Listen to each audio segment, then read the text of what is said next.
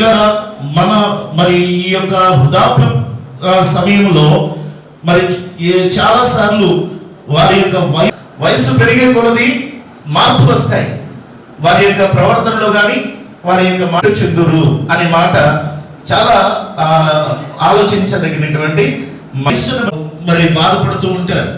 అలాంటిది నేను కూడా చెప్తా ఉంటాను, చాలా మందికి నేను చెప్తాను, వృద్ధాప్యంలోనికి వచ్చినప్పుడు వయసు పెరిగే కొలది తీసుకుంటూ వారి విషయంలో మనము ఓర్చుకుంటూ ప్రియులారా వారి యొద్ద నుండి నేర్చుకోవాల్సినటువంటి అవసరత చాలా ఉంది. వారి యొద్ద జ్ఞానం ఉంటుంది, వృద్ధుల యొద్ద ఏముంటుందిగా జ్ఞానము అనేది ఉంటుంది. అలాగే వృద్ధుల యొక్క అనుభవాలు వారి యొక్క ఉంటుంది, వృద్ధుల యొక్క తర్వాత వారి యొక్క జీవి పాఠములను మనము వారి యొక్క నుంచి నేర్చుకోవాలి అనేది మనం జ్ఞాపకం చేస్తూ ఉన్నాం. మాజీ ప్రెసిడెంట్ గారు వారు క్లుప్తంగా ఉందురు అని ఒక ఖర్జూర వృక్షముతో పోల్చి మాట్లాడుతున్నాడు. అంటే ఇది ఎవరికి చెందుతుంది? ఈ సారము అనేది నీతిమంతులకు కలుగుతుంది. నీతిమంతులు ఖర్జూర వృక్షము వలె ఉమ్మేస్తారు. అయితే దేవుని మందిరములో నాటబడిన వారు ఏం చేస్తారంటే వర్ధిల్లురు. కాబట్టి ఈ రోజున గమనించండి, మరి ఈ 70 సంవత్సరాల వయస్సు కూడా గాంధీ గారి యొక్క ఉత్సాహం, వారిలో ఉన్నటువంటి పరుగులు, వారు చేస్తున్నటువంటి పరిచర్యలు చూస్తుంటే అది ఎంతో గొప్ప హర్షించదగినటువంటిది.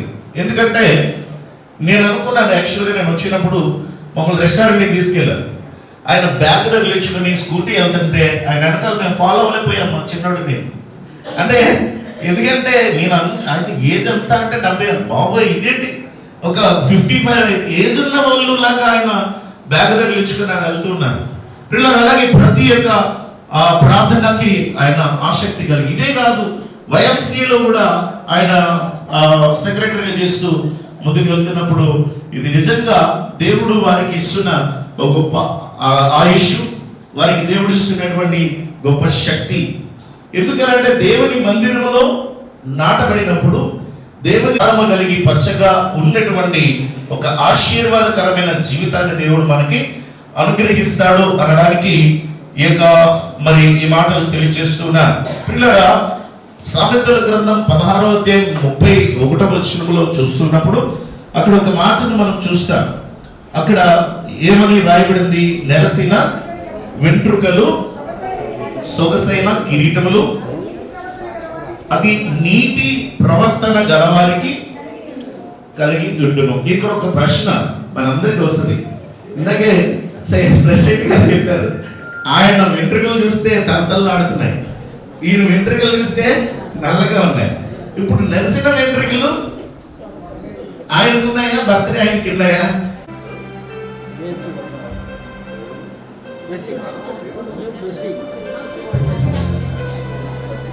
సరైన జోడి అని చెప్పేసి నేను విశ్వసిస్తున్నాను. దేవునికి స్తోత్రం.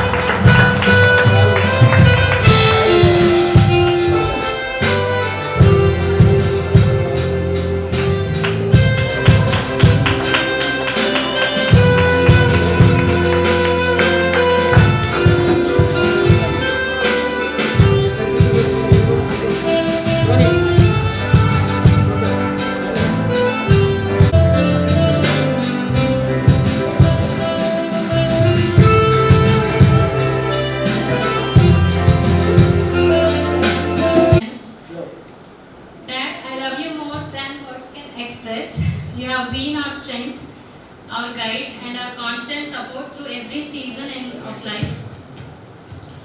You are deeply empathetic and emotional person. Your heart always feels others' pain and joy as your own. Throughout your life, you have made countless sacrifices for Sunny and me. for your own, never once complaining, only loving. Your love extends far beyond our small family. You have always been a devoted brother to your 4 brothers and a caring younger brother to your elder sister, affectionate Mavaya to Talli and Prakash, and loving Tataya to Pobo. Family for you has never been limited by walls. It has always lived in your heart. Dad and Mom, together you have been the greatest parents we could ever ask for. Your love, values, faith shaped who we are today. Our home was always filled with warmth, discipline, prayer and love. You touched lives. You loved your students deeply, guided them patiently and celebrated their growth as your own. Many lives stand.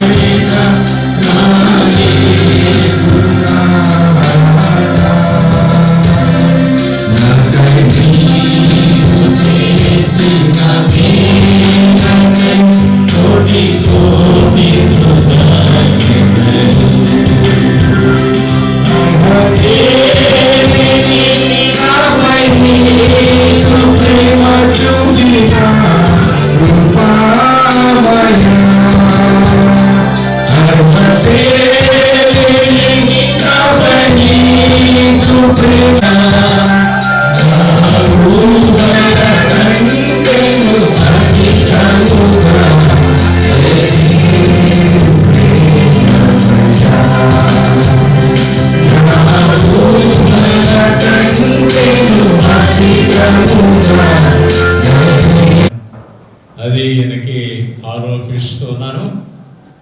ఆయన మరి అరుణ్ కుమార్ గారితో కలిసి 37 సంవత్సరాలు పరిచర్యలో ఉండడం అనేది అభినందించవలసిన విషయము. Pastor గారు చెప్పారు, వారికి వేరువేరు అభిప్రాయాలు ఉన్నా సేవలో ఇంతకాలంగా కలిసి పనిచేయడం గొప్ప విషయము. మరి very good planner, very good. అందరితో మంచి ఈ కార్యక్రమంలో ఉండడం అది మాకు ఎంతో ఆనందాన్ని కలిగిస్తుంది. పాస్టర్ గారు వచ్చారు, మా అబ్బాయి డేవిడ్ కూడా వచ్చారు.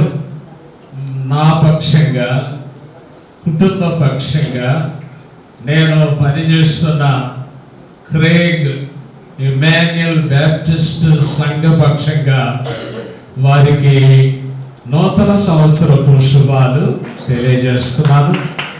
ఆరోగ్యంతో వారు జీవిస్తూ సేవలో ఇంకా ముందుకు వెళ్ళాలని కోరుకుంటూ నా మాటలు ముగిస్తున్నాను. డాక్టర్ పిజేవికే గాంధీ గారికి హృదయపూర్వకమైనటువంటి శుభాకాంక్షలు మా కుటుంబం తరపున, మా యొక్క సంఘం తరపున ఆయనకి తెలియజేస్తున్నాను. చాలా విషయాలు గాంధీ గారి గురించి చెప్పాలని కొంచెం సిద్ధపడి వచ్చాను నేను కూడా. కానీ నా ముందు మాటని పెద్దలందరూ చాలా ఉన్నాయి కానీ 1-2 చెప్తున్నానని చెప్తే కొంచెం డిస్కరేజ్ అయ్యాను. టైం ఇప్పుడు ఎంతో అయిపోలేదు, ఓన్లీ 8:30 అయింది. ఎంత it's only 8:30. We have still so much of time. ఎందుకంటే ఈ టైం ప్లాన్ చేయడంలో గాంధీ గారు ఆయనే సార్. కనుక కొన్ని విషయాలు మేము ప్రతిరోజు కలుస్తుంటాం. ఆయన ఇంటి వెనకాలనే మా ఇల్లు. ముందు ఎవరన్నా వస్తుంటే ముందు ఆయన ఇంటికి వెళ్తారు, తర్వాత మా ఇంటికి వస్తాడు. చాలాసార్లు అక్కడికి వెళ్ళి అక్కడి నుంచి మా ఇంటికి వస్తాడు. అంచేత గాంధీ గారి గురించి కొన్ని విషయాలు ఖచ్చితంగా మనం చెప్పుకోవాలా. అది మనందరికీ ఆశీర్వాదకరమని నేనైతే అనుకుంటున్నాను. వరకు కూడా మనము ధ్యానం చేస్తే నీతిమంతులు ఖర్జూర వృక్షము వలె మువ్వు వేస్తారు, లెబానోను మిది దేవదారు వృక్షం వలె వారు ఎదుగుదురు అని తెలియజేస్తున్నాడు. అక్కడ మనం ఇంకా కిందికి ధ్యానిస్తున్నప్పుడు ఒకసారి చదవండి దయచేసి. 92వ కీర్తన 12వ చరణం నుండి. మువ్వు వేయుదురు, లెబానోను మీది దేవదారు వృక్షం వలె వారు ఎదుగుదురు, యెహోవా మందిరములో నాటబడిన వారై వారు మన దేవుని ఆలయంలో వర్ధిల్లుదురు. ఆశ్చర్యదుర్గమైన యెహోవా యథార్థవంతుడని ఏ చెడుతనము లేదని ప్రసిద్ధి చేయడానికే ముసలితనమందు వారు ఏం చేస్తారటండి, ఇంకా చిగురు